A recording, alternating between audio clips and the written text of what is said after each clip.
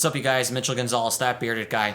Hey, are you currently living in the Denver area, or you are going to potentially be visiting the Denver area during Valentine's Day, and you're wondering what some great food options are? Well, you're in luck. Today, I'm going to go over some of my favorite restaurants for Valentine's Day. So, let's hang out.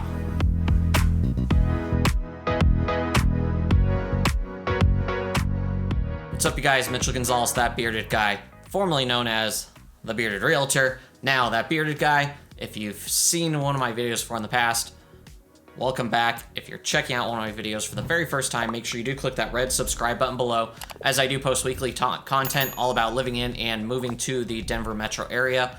Along with that, as much as I love making these videos, I love helping people find their dream homes even more.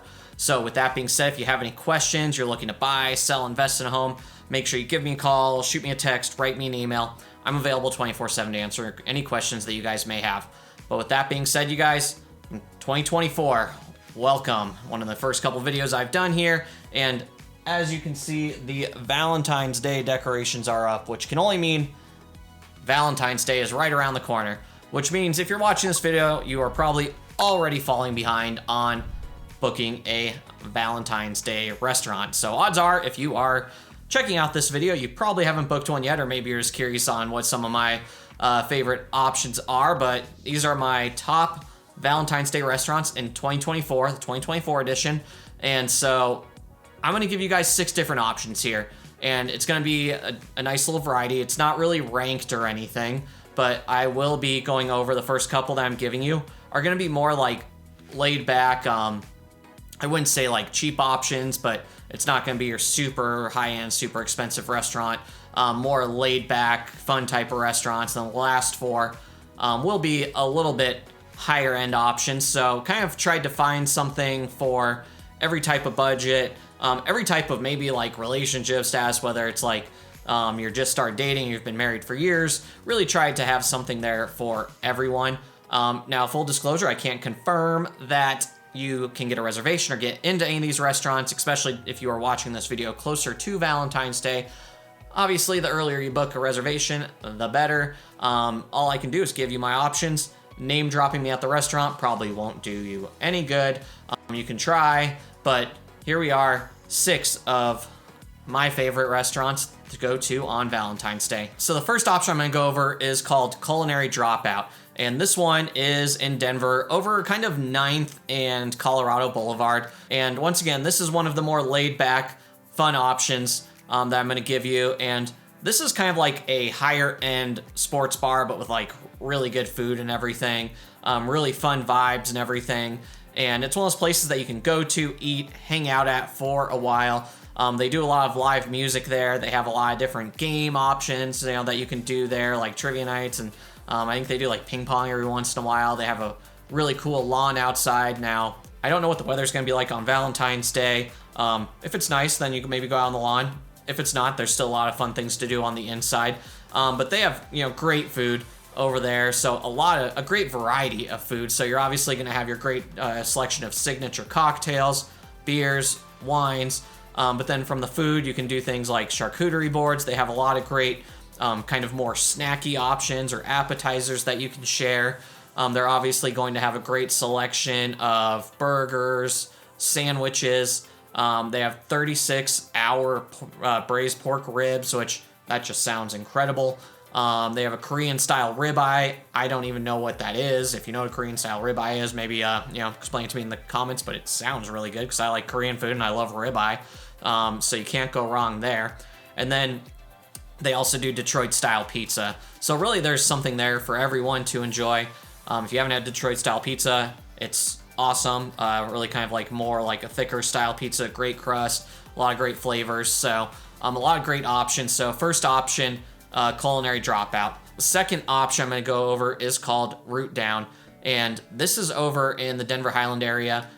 So it has been an absolute staple in the Denver Highlands since it's opened. I mean, it's one of like kind of the first restaurants that opened over there that really started catching a name. Now they've got a location at DIA, the airport. So maybe if you're traveling during Valentine's Day, you could drop in at the airport one or go to the Denver Highlands one. So great vibes there too. They have a fresh from earth menu. So kind of the farm to table type of, thing that's really popular right now. Very fresh, high quality food. Once again, it's not going to be like the type of food that's going to break the bank, but great options, great hangout if maybe it's like you're going on a first date or just started seeing someone. Great location for something like that, or even if you have been seeing someone for a while, still be a great option.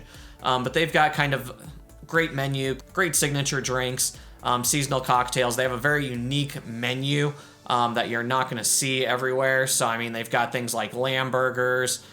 They have different red rice risotto, so things like that. They've got squash, onion rings. I don't know how that works, but I like onion rings. I'm not a huge squash fan, but I mean, could be worth trying. They also have your traditional things like your New York strips, your chicken dishes. So a lot of different options there. And a lot of great food variety. That's going to be extremely fresh, which is very important for a lot of people these days. Next one I am going to go over is Ocean Prime. So you may or may not see my wife Tigran at Ocean Prime if you go there on Valentine's Day. It's really fun because my wife's birthday is actually on Valentine's Day. So it's like the best Valentine ever, right? And birthday. So she loves seafood, so we're doing Ocean Prime. I love seafood, so we're doing Ocean Prime. There are 2 locations. There's one in Larimer and then one in the Denver Tech Center. And I'm personally a little bit more of a fan of the Larimer one. Probably a couple of reasons. One, it's closer to my house. 2, it's Larimer Square, very popular area, so you can kind of go hang out, check out some of the bars after if you wanted to. The Denver Tech Center, it's in more of like a really nice strip mall, so not quite the same scene, but they're both fantastic, both same food. The Larimer one, I think, has a pretty cool, like, modern type of vibe, which I really like. And, of course, the food there is phenomenal. So now that we're in the next 4, we're in, like, the price point where you're going to be spending a little bit more money, probably, like, over $100 per person, odds are, if you go to any of these last 4 places. Ocean Prime definitely falls into that category. And guess what? They have great drinks, right? They also have a lot of great seafood options. Now, they have steak there and everything, but I'm a firm believer that if you go to a seafood place, get seafood. If you go to a steak place, get steak. So go to Ocean Prime, odds are you're going to want seafood. Never had steak there, so I'm sure they're fine, but the seafood is where it's at. You could do a seafood tower there, so if you haven't seen those, they're just different layered things where there's just all kinds of seafood there. If you're just going 2 of you, a tower might be a little bit overkill, unless if you're doing it as your whole meal. But seafood towers are always fun, nonetheless.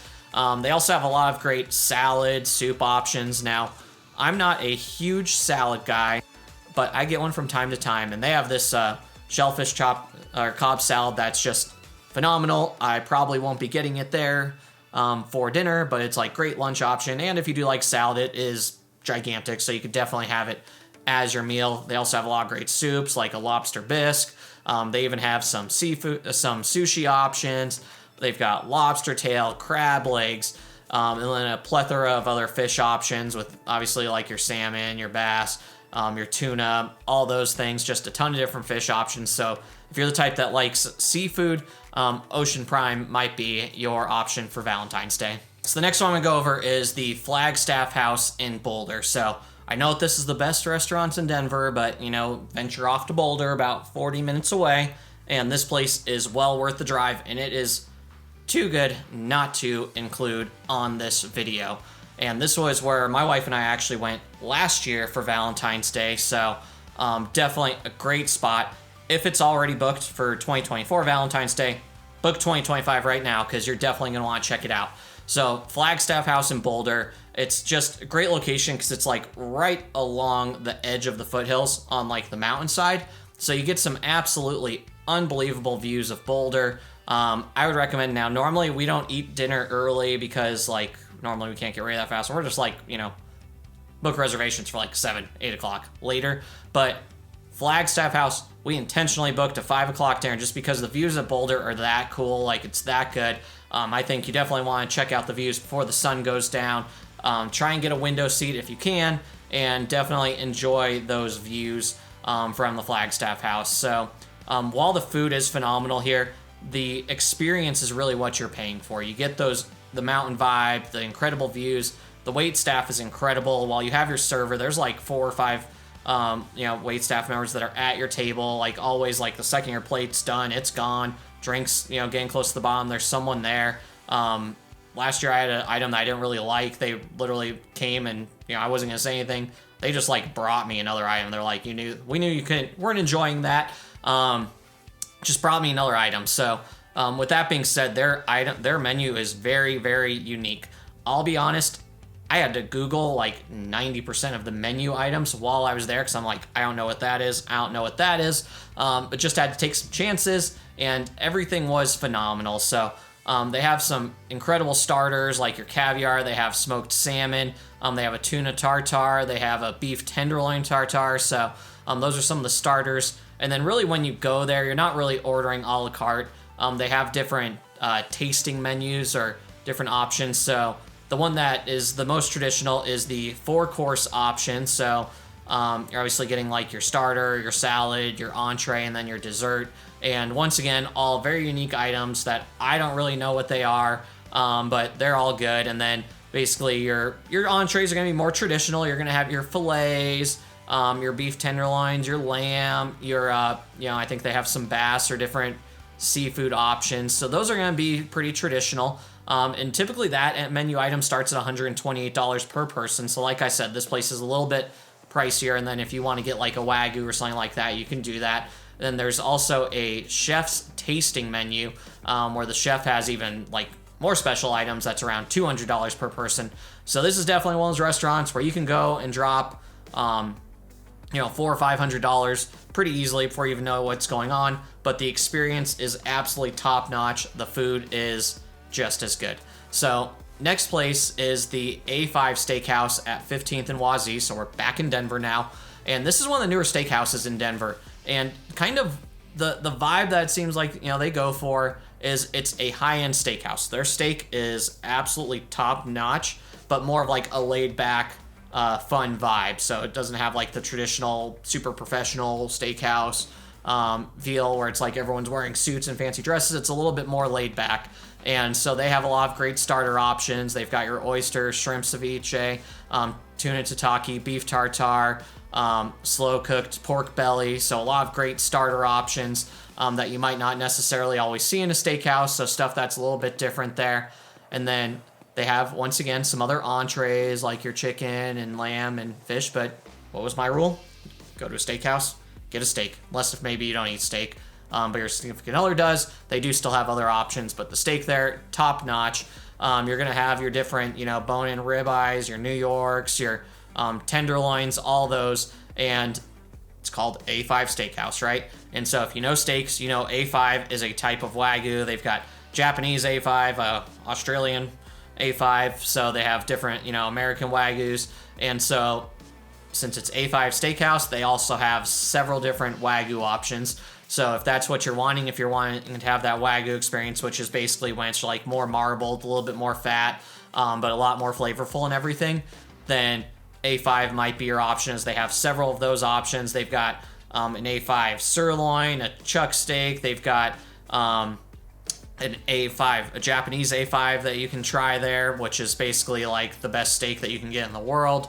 And then you can always add a lobster tail to any of your items, and a plethora of sides to choose from as well. So A5 Steakhouse, one of the newer hot options in the area. And then my last option is Garden Grace. I know that, everyone has their different favorites, but Garden Grace, I think, is my absolute favorite and one of the top steakhouses in Denver. 5280 Magazine has named it top steakhouse like 5 different times.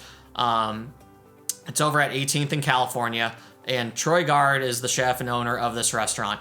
And if you know Denver, if you're a Denver foodie, Troy Gard is an absolute legend out here. Every restaurant that he puts his hand on, it turns to gold, and the food is always incredible. And Garden Grace is kind of like his flagship steakhouse. So, it's one of the best in the area. It's super modern. It's like what you'd expect from like a modern steakhouse. You walk in, there's a whole room that has a glass wall of all the wine. They've got an unbelievable bar that you can sit at that also has like all the seafood. So it's like one of the seafood bars that you could see him prepping that, which is always a fun experience. Or they have like a quieter room that you can sit at. It's just huge. A ton of table options. So obviously a ton of great drink options, as they have just fantastic mixologist there that has some great options, things that you've probably never heard of over there. They also do the seafood tower over there. So if you're into the seafood tower, that's always good. I mean, I'm always jealous because you always have like the businesses there with like 10 business people, and they get the massive seafood towers. And so we normally get a little bit of seafood, but not enough to get a tower. They also have charcuterie boards there. So if you like the different meat and cheese options, that's very popular there. They have a ton of great starters like grilled octopus. Their calamari is great there. We always get the spinach and artichoke dip because it's delicious, and who doesn't love spinach and artichoke dip? Some of you probably don't, but my wife and I like it. So they have crab cakes, and then they also have, obviously, incredible steaks. So they've got different ribeyes, New Yorks, tomahawk steaks. So if you want like a steak that's bigger than your head, you can get a tomahawk. But I think my favorite item is the filet flight. So normally my wife and I will split this because they give you 3 4-ounce fillets. They give you a prime, a Wagyu, and a grass-fed, and the Wagyu is incredible. Every time I get the flight, I'm like, why didn't I just get Wagyu? Because it's that good. But being able to try each one is always really cool. So we always like that, because then you get a little, taster, 2 ounces, about 6 ounces of steak, which isn't bad by the time you eat all your starters and your salad and then have your sides. So the steaks there, absolutely top-notch. They also sometimes do a Japanese A5 that you can order by the ounce. So that just depends on if they have it on hand or not. And then their sides are also top-notch. So pro tip, ask them if you can do half size so you can get more sides, because their regular size sides are gigantic. If you get a half size, because there's only 2 of you, you can get a couple more. Their black truffle mac and cheese, if you like mac and cheese, you absolutely have to get it. It's the best. Their Brussels sprouts are top-notch. They're kind of like nice and crispy. Ever since I went to Garden Grace, I've been trying to figure out how to make them. I cannot figure out how to duplicate their Brussels sprouts. I cannot come close, but they're incredible. They've got several different types of mashed potatoes, chipotle lime mashed potatoes, regular mashed potatoes. I don't know, so many different types. My daughter calls them cloud potatoes, but they've got a ton of options there. So Garden Grace, the last option that I have for you for Valentine's Day, but one of the best. Hopefully you learned something new about some of these restaurant options. Hopefully you can get into one of them on Valentine's Day, or, they all are equally as good on non-Valentine's Day days. So book them whenever. They're all fantastic, great options. But with that being said, you guys, if you haven't had a chance yet, make sure you do click that red subscribe button below so you can see more content about what it's like living in Denver, or moving to Denver. If you have any questions about the real estate market, make sure you give me a call, shoot me a text, write me an email. I'm available 24/7 answering questions you guys may have. So with that being said, you guys, that bearded guy, signing off.